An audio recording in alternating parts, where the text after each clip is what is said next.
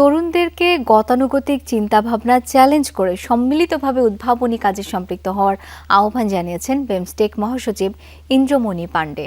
সকালে Bangladesh institute of international and strategic studies BIISS আয়োজিত সেমিনারে এই আহ্বান জানান তিনি।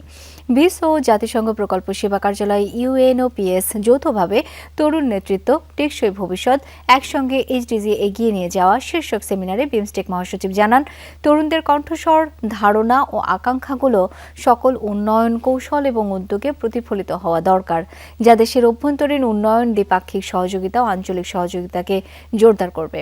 সেমিনারে 2টি প্রবন্ধ উপস্থাপন করা হয়। আয়োজনে নীতি নির্ধারক, উন্নয়ন কর্মী, শিক্ষাবিদ, যুব নেতা, সুশীল সমাজের প্রতিনিধি আর উন্নয়ন অংশীদাররা অংশ নেন। সবাই একত্রিত হয়ে বাংলাদেশে টেকসই উন্নয়ন লক্ষ্যমাত্রা অর্জনে তরুণরা কিভাবে রূপান্তরমূলক ভূমিকা পালন করতে পারে তা নিয়ে আলোচনা হয়।